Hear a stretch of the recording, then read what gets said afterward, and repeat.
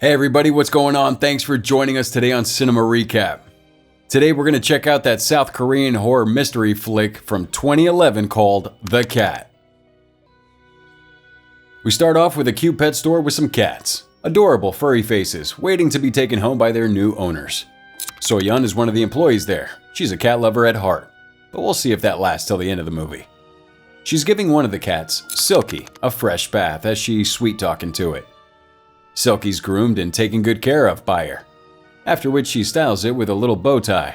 Now, I'm not a cat whisperer, but Silky's meow and dulled expression seems that she doesn't like So-yeon's taste in bow ties.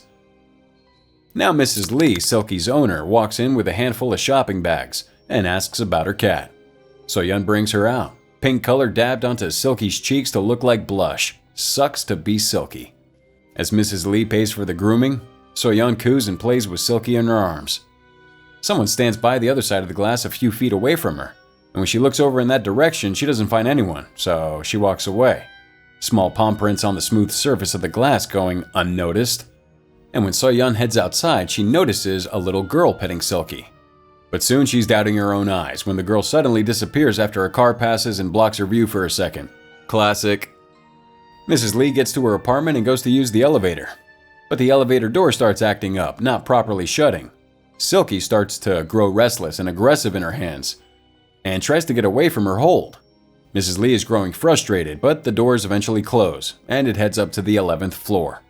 And when that elevator gets there, Mrs. Lee is found by her husband laying dead on the elevator floor, mouth open, face in a horrific state. The "I saw something really scary before I died" face. In the corner of the lift, cute little Silky meows and licks her lips, having enjoyed her last meal. Cats, man, I tell ya.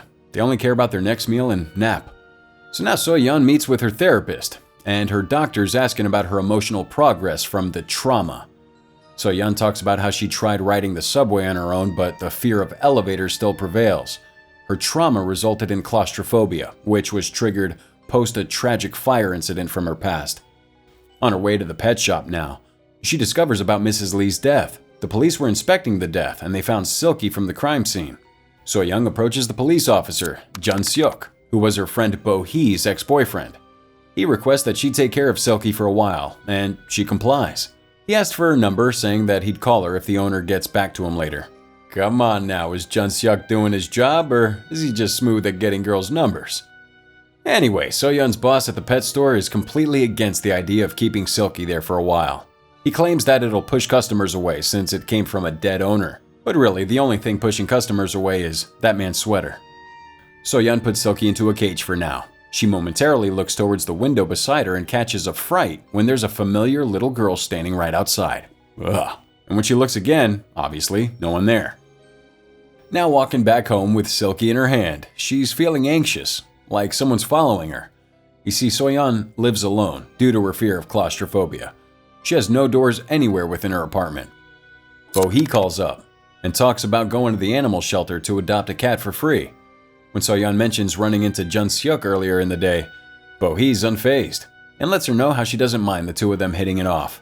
I guess they don't have that girl code, or no dating your friend's ex, or I don't know. So-yeon's excited to play with her temporary pet. As she's playing around with Silky and its toy, it suddenly stops and looks towards the bed, making its way underneath. So she looks under the bed and pulls Silky out, but her expression morphs into panic when she feels like she saw a pair of eyes looking at her.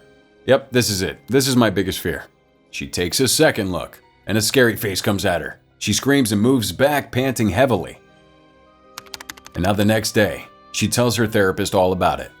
And no, her therapist doesn't hit her with the, "and how does that make you feel?" She explains how the little girl she saw can be a reflection of her younger self, aging back to when she experienced her trauma. So now the two friends are on a bus, on their way to the cat shelter. Bo-hee was in search of a long-haired cat to practice her grooming skills on. This is making So-yeon mad, and she nags her friend on how insensitive the idea is. Now there are many cats caged up in the dusty shelter. Mr. Lee, one of the workers at the shelter, guides him around. So-yeon pities the sight of one of the cats, which looked like it was in a really bad condition.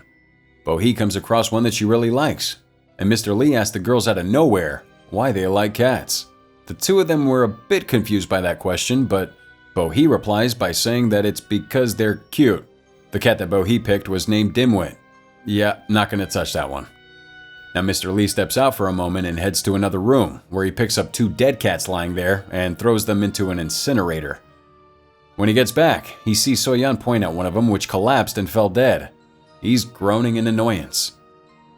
Bo-hee and Mr. Lee head out with her new pet, and as they do, the door accidentally locks shut. So-yeon starts to panic and bangs on that door for someone to open it. Claustrophobia is taken over. Her vision starts to get hazy. With the loud barking and the howling, she falls to her knees and begins to choke, spitting out a ball of fur, followed by a lot more. That's a cool party trick. Her friend finds her and helps her up.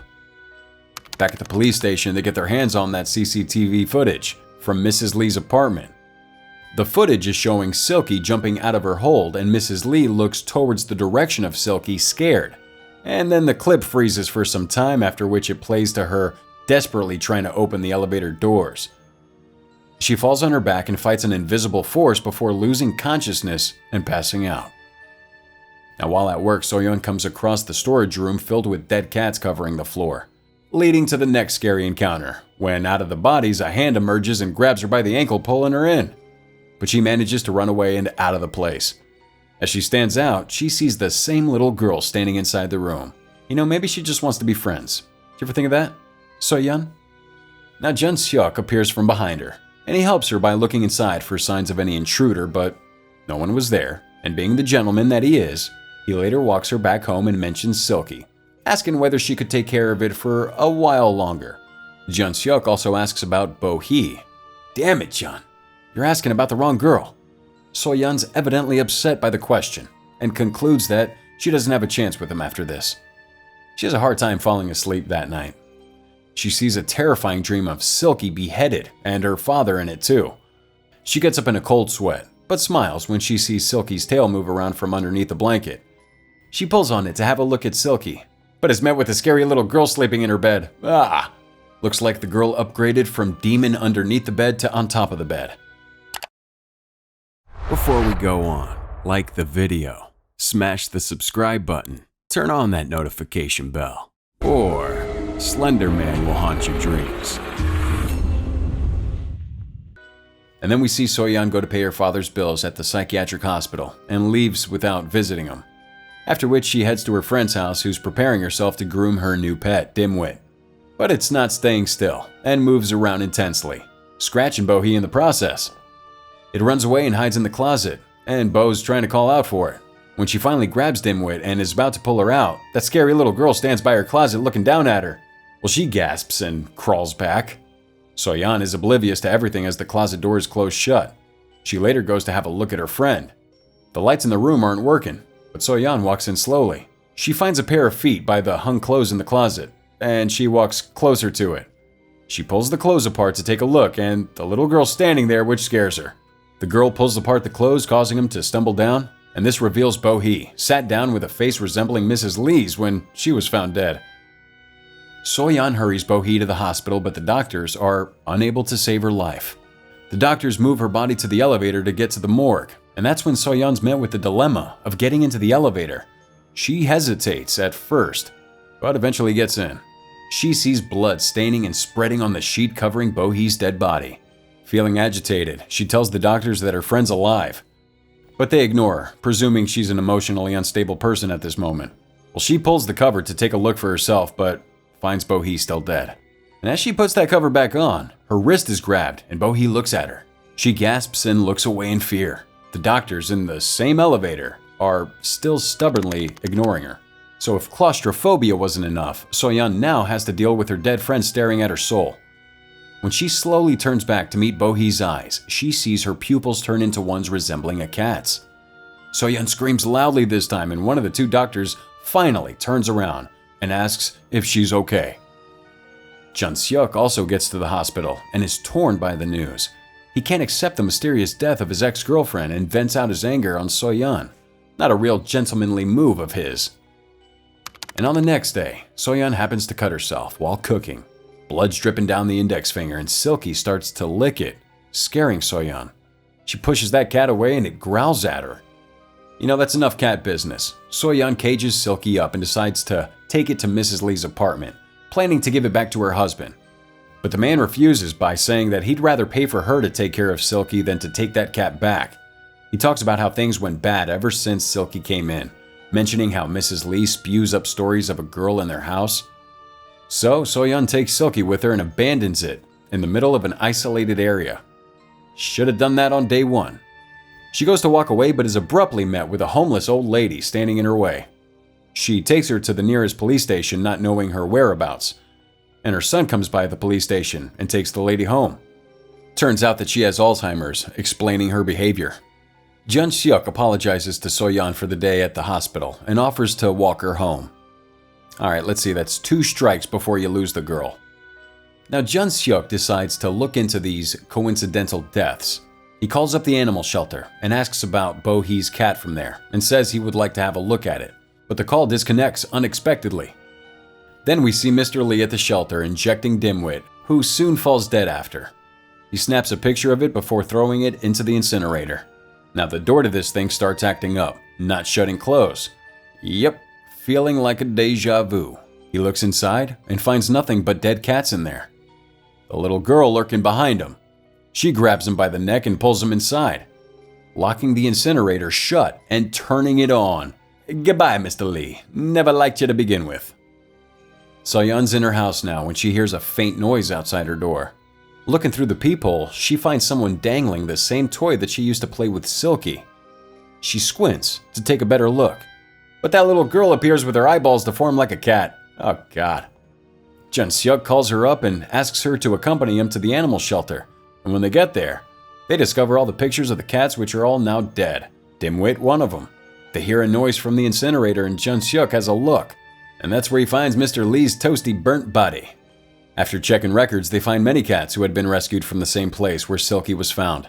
So-yeon mentions how all the killed victims were found dead in sealed off places: the elevator, closet, the incinerator. Well, one thing's for sure, the little girl ghost doesn't have claustrophobia.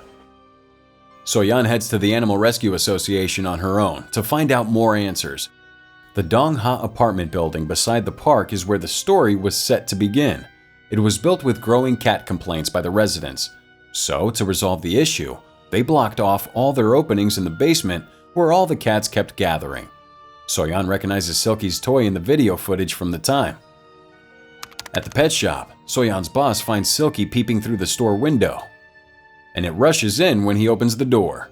He grabs the cat and puts her into a cage in the storage room. He's aggressively trying to shut up its loud cries. And from behind him, the little girl starts creepily whispering into his ear, and he turns around in a panic. She then attacks him and kills him brutally. And when So-yeon gets to the store, she finds his dead body. He was a cranky boss, so she's probably not too sad about it. Jun Seok comes to help her, and So-yeon confesses her crush to him, later announcing her death wish and that she's gonna go to the boiler room. When she gets there, she comes across the same old lady with Alzheimer's. She was looking for her missing granddaughter. So she makes her way to Dongho Apartments to end this once and for all. On her way there, the old lady with Alzheimer's crosses her path once again. She asks Jun Seok for the lady's address while she follows her wherever she's going. The lady's disoriented and mentions her granddaughter who was missing. When Jun Seok tries to find the address of the old lady at the police station, he learns about reports for her missing granddaughter, Hee-jin. Her picture mimicked the description of the little girl So-yeon talked about. So-yeon too finds pictures of the little girl at the old lady's house, shocking her. After she's kicked out by the old lady's son, she follows Silky to the basement, cause who better to follow than an evil, mysterious cat? When So-yeon's trapped in an empty water tank, she finds the little girl, revealing herself once again, but this time as Hee-jin. You see, Hee-jin had tried to save the cats that day when they sealed up the basement, but in the process of rescuing them, she fell into the same tank and died, surrounded by cats. So-yeon goes to the psychiatric hospital once again, but this time she visits her father and spends time with him. She also takes the big step and takes the elevator this time around, deciding to face her fear head on. Love South Korean horror flicks. Thanks for sticking with us, guys. This was The Cat, released in 2011 by Pinehouse Film, starring Park Min-young, Kim Dong-wook, and Kim Yaron. So, I guess this ends that lifelong debate of whether dogs are better than cats. But serious question, what's the silliest pet name you've ever heard? Let us know in the comments with the hashtag Cinema Recap. Till next time.